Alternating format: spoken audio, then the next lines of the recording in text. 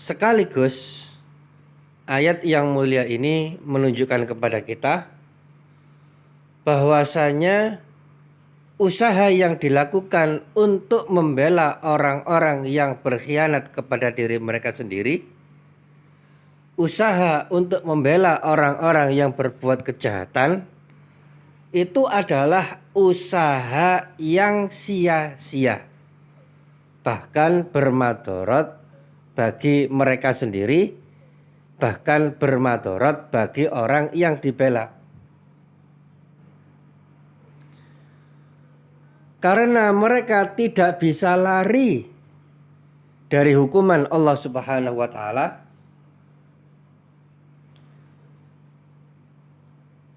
Dan meskipun mereka bisa menghindar sementara ketika di dunia, tapi menghindarnya dengan cara bohong, dengan cara menipu dan lain sebagainya, maka itu malah menambah dosa mereka di akhirat kelak dan hukumannya menjadi lebih besar.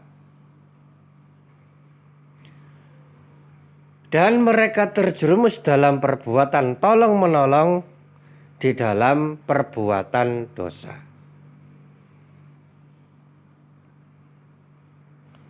Dalam surat An-Nur, surat ke-24 ayat yang ke-25,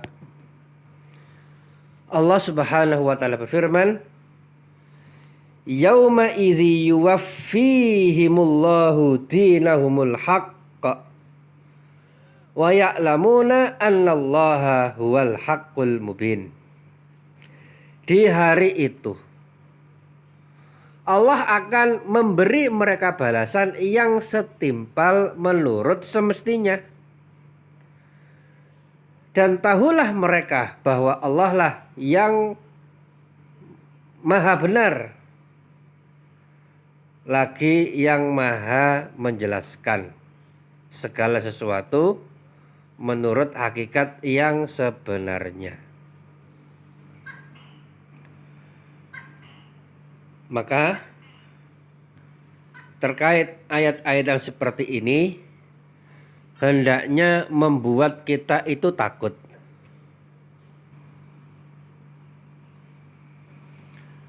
Dan seharusnya kita bersegera kembali kepada Allah Subhanahu wa taala.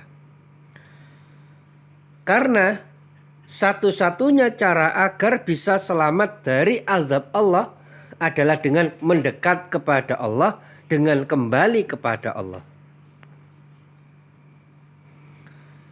Yaitu dengan cara taubat, dengan cara istighfar yang akan disebutkan pada ayat setelahnya. Akan tetapi kalau seseorang malah menjauh dari Allah, maka bukannya malah selamat dari azab, malah pasti akan terkena azab Allah Subhanahu wa taala, karena tidak ada satupun yang bisa lari dari ketentuan Allah Subhanahu wa taala. Nah, kalau kita itu takut ular, ya lari. Kalau kita takut singa dan macan, maka melarikan diri, jangan dekat-dekat. Tapi kalau takut kepada Allah Subhanahu wa taala, maka sebaliknya kita justru harus semakin mendekat kepada Allah Subhanahu wa taala.